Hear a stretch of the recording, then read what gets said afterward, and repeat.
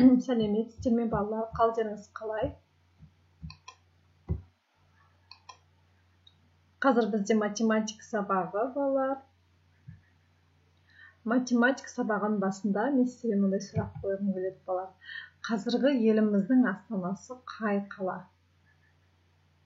Нұр-Сұлтан, жарайсыңдар балалар.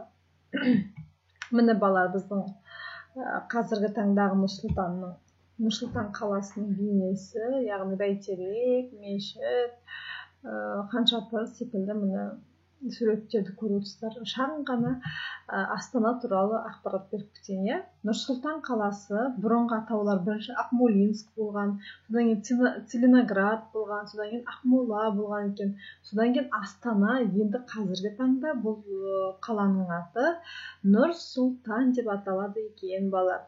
Ең алғаш 1997 жылы 10 желтоқсаннан бастап осы Қазақстан Республикасының елордасы болған екен. Оған дейін Ақмолинск қала мәртебесін 1862 жылы 26 қыркүйекте алған екен. 2020 жылдың 1 қаңтарында осы қала халқының саны 1.300.000, мына жерде 1 миллиондағы көпті, 1.136.008 адам болған екен. Яғни бұл Қазақстан бойынша Алматыдан кейінгі ең үлкен екінші адам саны бойынша ең үлкен екінші қала екен. Одан кейін Ақмола болды. Ақмоладан Астанаға өзгертілген жылы 1998 жылы 6 мамырда екен балалар. Содан кейін 2019 жылы 20 наурызда біздің қазіргі таңдағы президентіміз Қасым-Жомарт Тоқаевтың бұйрығымен мына бұрынғы біздің экс-президентіміз Нұрсұлтан Назарбаевтың құрметіне балалар осы Астана атауын Нұр-Сұлтан деп өзгертуге бұйрық берген екен балалар. Бүгін міне балалар, бүгінгі сабағымызда осы Астана туралы болмақ. Қазір енді мақсатымызды анықтап алайық балалар. Екі амалдан тұратын есептерге талдау жасау және оларды шығару. Есімізде болса балалар, құрама есептер екі амалдан тұратын есептерді, екі немесе одан үш амалдан тұратын есептерді құрама есептер дейміз. Құрама есептерінде дәл жай есептер секілді шарты, сұрағы, шешуі, жауабы болады екен.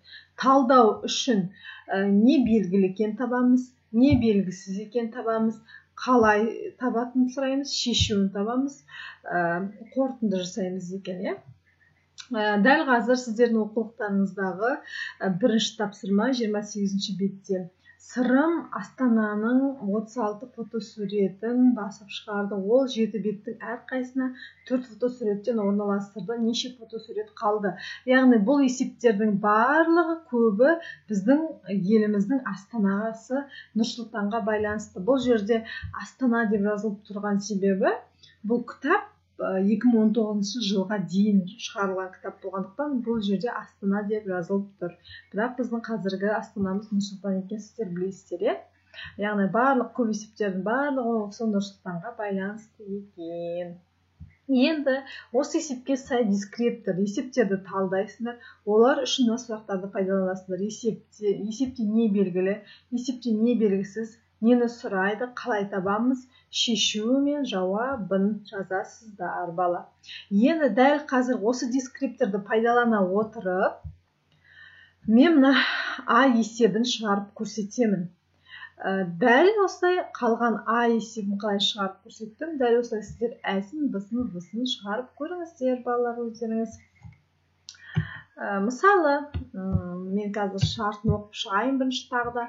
Сырым Астананың 36 фотосуретін басып шығарды. Ол 7 беттің әрқайсына 4 фотосуреттің орналастырылды. Неше фотосурет қалды? Так, есеп Астана туралы, жақсы фотосуреті туралы. Кеттік, есепте не белгілі? 36 фотосурет бастырып шығарғаны белгілі. Барлығы 36 фотосурет бастырып шығарды. Не белгісіз? Неше фотосуретті жапсырып орналастырғаны белгісіз. Альбомға неше фотосурет жапсырғаны белгісіз. Бірақ ол деген 7 бетке, бір бетке 4-ден, осылай 7 бетке 4 фотосуреттен орналастырған екен. Енді жеті беттің төрттен орналастырғанда 36-дан қаншасы қалды сонда әлі жапсырылмаған, соны анықтауымыз керек екен. Ол бойынша мен есептің, міне жаңа мен осы бойынша талдадым. Енді мен оның шартын жазамын. Шығарды 36 фс деген фотосурет. Орналастырды 4 фотодан 7 бетке, қалғаны белгісіз. Міне белгілі, 36 фотосурет шығарғаны белгілі, неше сурет орналастырғаны белгісіз. Біріншіден, орналастырған фотосурет санын табуым керек. Ол үшін 4-ті 7-ге көбейтемін. Содан кейін 36-дан азайтамын, балар. Сонда қалғаны шығады. Мысалы, екіншіден міне 36, міне шешуін жаздым. 36-дан азайтамын. 4 пен 7-нің айы көбейтіндісін. Нәтижесінде маған жауабы шығады. Мен бұл жерде жауабын жазған жоқпын. Яғни мен талдап қана көрсеттім. Жауабын өздерің жаза қойыңыздар. Мысалы 4 пен 7-нің көбейтіндісі 28-ге тең. 36 мен 28-дің айырмасы нешеге тең? Сол санды осы жерге жазуларыңызға болады, балалар. Дәл осылай әсін, дәл осылай бысын, дәл осылай всын шығарасыздар, балалар. Ол үшін дискрипторды пайдаланасыздар. Не белгілі, не белгісіз, нені сұрайды, қалай табамыз, шешуі және жауабы, балалар. Шартын жазасыздар және. Келесі, балалар, осы тапсырмалардың барлығын орындап болғаннан кейін мен сіздерге мынандай сергіту сәтін ұсынамын, балалар. Саусақтарымызбен жұмыс істейміз. Бір саусағымыз мына басында тұрса, міне, екіншісі мына соңында тұрады. Мен мына бас саусағыммен бүкіл саусағымның бүйтіп ұштарын басып шығамын. Көзін кері келемін. Ал мына саусағыммен кері жүремін. Енді екеуін қатар істеуім керек. Мына біреу басында, біреу соңында. Яғни бұлай, бұлай, бұлай. Шатастыратын есеп мен сіздерге тағы да WhatsApp-қа дұрыстап түсіріп жіберемін, балалар. Немесе мен сіздерге сілтеме жіберемін, сол сілтеме арқылы қалай орындалатынын көруіңізге болады, балалар. Келесі сізде номер 4-ші 29-ші беттегі бұл үшін мынандай дискрипторды пайдаланасыздар. Есептеуді тиімді тәсілмен шығарыңыздар. Бұл яғни өткенді есімізге түсіруге бағытында қосудың ауыстырымдық терімдік қасиетін пайдаланыңыздар. Естеріңізде болса, мысалы 45 қосылған 22 мен 15-тің қосындысы екеуге де қосу, барлық жерде қосу болса, орындарын ауыстыруға болады, теріп қосуға болады. Яғни бұл жерде азайту емес болғандықтан теріп, ауыстырып қосуға болады. Мысалы 45 пен 15-ті қосқан мынаған оңай. 45 пен 15-ті қосқанда 60, 60-қа 22-ні қоса қойған 82 болатынын тез арада шығара аламын, балалар. Келесі ең соңында өзіңді тексер деген тапсырманы орындауды ұсынамын. Міне кесте берілген бос көздер. Осы кестеге пайдаланып, сіздер өздеріңіз есеп құрастырасыздар. Мейлі, мысалы, Астана бойынша, мысалы, транзит